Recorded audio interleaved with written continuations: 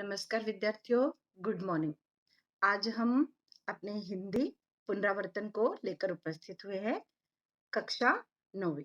बच्चों, हमारी अभी परीक्षाएं हाल ही में आने वाली हैं, तो चलिए आज हम अपना थोड़ा सा पुनरावर्तन कर लेते हैं, रिवीजन कर लेते हैं।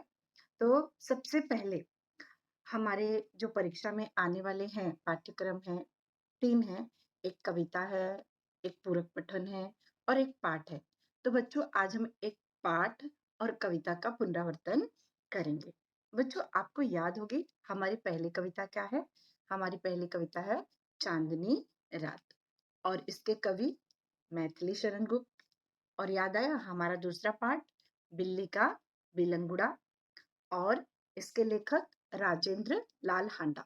तो बच्चों, आज हम ये 2 पाठ का रिवीजन करेंगे, एक पहली कविता और बिल्ली का बिलंगुड़ा। और इस पाठ से संबंधित किस प्रकार के प्रश्न आपकी यूनिट टेस्ट में पूछे जा सकते हैं और किस प्रकार के प्रश्न का जो तरीका होता है वह है हम देखेंगे। तो चलिए सबसे पहले हम चांदनी रात कविता की तरफ बढ़ते हैं। हमारी चांदनी रात कविता बच्चों आपको याद होगी तो कुछ इस प्रकार थी। चारों चंद्र की चंचल किरणें खेल रही थी जल तल में, स्वच्छ चांदनी बिछी हुई है अवनी और अंबर तल में, पुलक प्रकट करती है धरती हरित तृणों की नोकों से, मानो झूम रहे हैं तर भी मंद पवन की झोंकों से। क्या ही स्वच्छ चांदनी है यह, है क्या ही निस्तब्ध निशा, है स्वच्छंद सुमंद गंध वह, नीरानंद है कौन दिशा। बंद नहीं अब भी चलते हैं नियति नटी के कार्यकलाप, पर कितने एकांत भाव से, कितने शांत और चुपचाप। तो बच्चों, इस कविता की पंक्तियां जो हैं उसके अर्थ इस प्रकार थे। हमने विस्तार पूर्वक उसके अर्थ देखे थे। यहाँ पे मैं आपको संक्षिप्त रूप में बता रही हूँ कि जो चंद्रमा की नटखट किरणें हैं वह कहाँ खेल रही हैं? जल और थल में, पानी और धरती पर। और चारों तरफ क्या बची हुई है? स्वच्छ चांदनी बिछी हुई है और धरती भी अपनी खुशी प्रकट कर रही है और वो खुशी प्रकट करने अपने घास के नोकों से अपनी खुशी को प्रकट कर रही है। पेड़ भी खुशी प्रकट करते हुए झूम रहे हैं और यह जो स्वच्छ चांदनी है वह हवा जो बह रही है स्वच्छंद सुगंध गंध मतलब एकदम सुगंधित स्वच्छ और कोई भी दिशा खाली नहीं है। सभी दिशाएं अपनी खुशी को प्रकट कर रही हैं और नियति नटी के कार्यकलाप प्रकृति का कार्य अभी भी चालू है और वो भी बहुत एकांत भाव से और कितने शांत और चुपचाप तरीके से कर प्रकृति अपना कार्य कर रही है। आगे की हमारी कविता की पंक्तियां कैसी थी? है बिखेर देती वसुंधरा मोती सबके सोने पर, रवि बटोर लेता है उनको सदा सवेरा होने पर, और विरामदायनी अपनी संध्या को दे जाता है, शून्य श्याम तनु जिससे उसका नया रूप छलकाता है। पंचवटी की छाया में है सुंदर पर्ण कुटीर बना, उसके सम्मुख स्वच्छ शिला पर धीर वीर निर्भीक मना, जाग रहा यह कौन धनुर्धर, जबकि भुवन भर सोता है, भोगी कुसुमायुध योगी सा बना दृष्टिगत होता है। और इन 4 पंक्तियों में मतलब 4 परिच्छेदों में क्या बताया गया है? सूर्य अस्त होता है और सूर्य के उगने के बारे में। जब सूर्य सुबह आता है तो सारे मोती रूपी तारे और चांद को बटोर लेता है और शाम को धरती को संध्या को दे जाता है और इसके कारण संध्या का नया रूप झलक उठता है। और यहाँ पे पंचवटी की छाया में सुंदर पत्तों से बनी हुई झोपड़ी है और उसके सामने स्वच्छ शिला पर धीर और वीर निर्भीक निडर व्यक्ति बैठा हुआ है बच्चों, जिसमें मैंने बताया था लक्ष्मण के बारे में। और यह धनुर्धर है जो कौन जाग रहा है, जो पूरी दुनिया क्या कर रही है? सो रही है। और यह कौन धनुर्धर है जो जाग रहा है? इस प्रकार इसका अर्थ हमने विस्तार पूर्वक देखा था बच्चों। यहाँ पे मैंने आपको संक्षिप्त रूप में बताया था और ये कवि आपकी जो किताब है उसमें ये भी दिया गया था कि यह जो चांदनी रात कविता है वो क्या है?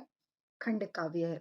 इसमें मानव जीवन के किसी एक ही घटना की प्रधानता होती है, प्रासंगिक कथाओं को इसमें स्थान नहीं मिलता। प्रस्तुत अंश पंचवटी खंड काव्य से लिया गया है। प्रकृति के छटा का सुंदर रूप बड़े ही माधुर्य के साथ अभिव्यंजित हुआ है। चांदनी रात का मनोहारी सुंदर वर्णन किया गया है। ठीक है बच्चों, तो ये हमारी इस कविता का वर्णन किया गया था। आज इस कविता से संबंधित प्रश्न किस प्रकार पूछे जाएंगे? जैसे आकृति पूर्ण कीजिए। पद्यांश में आया एक बहुमूल्य रत्न, तो क्या आया है? मोती। अभी आपकी जो परीक्षा आ रही है उसमें ऐसे भी पूछा जा सकता है, पद्यांश में आया एक बहुमूल्य रत्न। आपको दो ऑप्शन दिए जाएंगे, एक मोती दिया जाएगा और एक चांदी दिया जाएगा। तो ला जो राइट आंसर है वो आपको टिक करना है। ठीक है। और दूसरा प्रश्न, कवि के कथना अनुसार सवेरा होने पर सूर्य का नियमित काम क्या है? मोतियां को बटोर लेना। दूसरा, रात के समय पृथ्वी का अद्भुत कार्य। रात के समय पृथ्वी क्या करती है? सबके सोने पर मोती बिखेर देती है। अब आगे किस प्रकार के और प्रश्न हो सकते हैं? ऐसे दो प्रश्न बनाकर लिखिए जिनके उत्तर निम्नलिखित शब्द हों, जैसे गंध, कार्यकलाप, पर्णकुटीर और धनुर्धर। इससे संबंधित प्रश्न देखते हैं। जैसे स्वच्छ सुमंद क्या है? तो हमारा उत्तर क्या आएगा? गंध। कार्यकलाप क्या है? नियति नति के अब भी क्या चलते हैं? कार्यकलाप। पर्णकुटीर, पंचवटी की छाया में क्या बनी है? पर्णकुटीर। धनुर्धर, कौन जाग रहा है? धनुर्धर। तो बच्चों, इस प्रकार के भी प्रश्न अगर जैसे आपके अभी यूनिट टेस्ट में पूछे जाए तो कैसे? कौन जाग रहा है? आएगा धनुर्धर, वीर व्यक्ति। तो राइट आंसर क्या होगा? धनुर्धर। ठीक है। और जब प्रश्न निर्मिति का सवाल आता है, जो आपके बोर्ड में तरीके में पूछा जाता है, बोर्ड के तरीके से, तो वो इस प्रकार जब आप पूरी तरह रिटर्न में लिखोगे तो कैसे? गंध दिया है और आपको प्रश्न तैयार करना है कि जिसका उत्तर गंध ही आए। तो कैसे तैयार करोगे? स्वच्छ सुमंद क्या है? गंध है। आपको समझ में आ गया होगा कि किस प्रकार के प्रश्न पूछ सकते हैं। आगे देखते हैं। निम्नलिखित शब्द समूहों के अर्थ वाले शब्द पद्यांश से खोजकर लिखिए। जैसे पहला है, जिसमें आनंद न हो। निरानंद मतलब सभी जगह आनंद है। जो अपनी इच्छा के अनुसार सब काम करे। स्वच्छंद। यह क्या एक शब्द के लिए भी आ सकता है। निम्नलिखित शब्दों के अर्थ वाले शब्द पद्यांश में खोजकर लिखिए। मतलब ये शब्द है पद्यांश में, इसके लिए क्या शब्द आया है? जैसे काला, काला के लिए पद्यांश में क्या शब्द आया हुआ है? श्याम। झोपड़ी, झोपड़ी के लिए पद्यांश में क्या आया है? पर्णकुटीर। तो बच्चों, पद्यांश मतलब पैसेज, कविता की जो लाइन है उसमें क्या आया है, कौन सा शब्द आया है, वो हमें लिखना होता है। आगे हम देखें। उत्तर लिखिए। फर्स्ट, धरती खुशी व्यक्त करती है। धरती अपनी खुशी कैसे व्यक्त करती है? हरी घास की नोकों से। इसके लिए अगर आपको आपकी परीक्षा के लिए अभी के लिए पूछा जाए तो कैसे पूछा जाएगा? धरती खुशी व्यक्त करती है हरी घास की नोकों से, कि पेड़ इधर उधर हिल रहे हैं उस प्रकार। तो क्या आंसर आएगा? हरी घास की नोकों से। दूसरा, जिससे पेड़ तेज गति से इधर से उधर झुकते हैं। क्या है? झोंके। पंचवटी की दो चीजें, पर्णकुटीर और स्वच्छ शिला। फोर्थ, धीर वीर धनुर्धर का रूप कैसा है? योगी जैसा है। आगे अब हम देखते हैं हमारे दूसरे पाठ का। हमारा दूसरा पाठ क्या था? बिल्ली का बिलंगुड़ा, जिसमें बिल्ली थी, प्यारे प्यारे चूहे हैं, हमारे लेखक हैं, नौकर है और यहाँ पर भीड़ है और एक पुलिस इंस्पेक्टर भी थे। तो इस पाठ में क्या देखा था हमने? यह हमारे पास किसके रूप में थी? हास्य कहानी के रूप में। जीवन की किसी घटना का रोचक प्रवाही वर्णन कहानी होता है। इसमें किसी सत्य का उद्घाटन होता है। हास्य कहानी में इसे हल्के फुल्के हंसी के अंदाज में प्रस्तुत किया जाता है। प्रस्तुत पाठ में लेखक हांडा जी ने हास्य के माध्यम से गलतफहमी के कारण उत्पन्न विशेष स्थितियों का वर्णन किया है। तो बच्चों, इस कहानी का सारांश हम थोड़ा सा देखते हैं। कहानी में ऐसा होता है कि लेखक के घर पे बिल्ली पालने का कारण ये होता है कि चूहों को भगाने के लिए लेखक के घर में बिल्ली पाली जाती है। चूहे तो भाग जाते हैं, लेकिन बिल्ली से परेशानी होने लगती है। तो लेखक के जो नौकर हैं, वह बिल्ली से छुटकारा पाने के लिए उसे एक बोरी में बंद करके लेके जाते हैं फेंकने, कहीं छोड़ने। तो रास्ते में क्या होता है, लोगों को गलतफहमी हो जाती है कि कहीं यह किसी आदमी का बच्चा तो पकड़ के नहीं लेके जा रहा है। और अंत में गलतफहमी दूर होती है। अमरू खुद बताता है कि नहीं भाई, आप देखो पहले इस बोरी में क्या है। तो इस प्रकार गलतफहमी के कारण जो परेशानी होती है, स्थितियां का वर्णन इस कहानी में किया गया है। तो हमने कहानी का सारांश भी देखा। अब हम इससे संबंधित प्रश्न देखते हैं। सबसे पहले हम मुहावरा देखते हैं। बच्चों, मुहावरा परामर्श करना, राय लेना, मौका लगना, अवसर मिलना, सिर पर चढ़ना, उद्दंडता के लिए खुली छूट देना, एक न चलना, कुछ न कर सकना, टूट पड़ना, आक्रमण करना, व्यस्त होना, तल्लीन होना, तंग आना, परेशान होना। तो इस प्रकार आपके मुहावरे होते हैं, उसके अर्थ भी लिखने होते हैं। ठीक है बच्चों, अब हम आगे बढ़ें। क्वेश्चन, घर में बिल्ली पालने का कारण क्या था? घर में बिल्ली पालने का कारण, पहला, चूहों द्वारा घर के आटे और अनाज का नुकसान। दूसरा, पुरानी विचारधारा और परंपरा को न मानना। तीसरा, चूहे निकालने का उपाय कारागार न होना। चौथा, मित्रों की सलाह।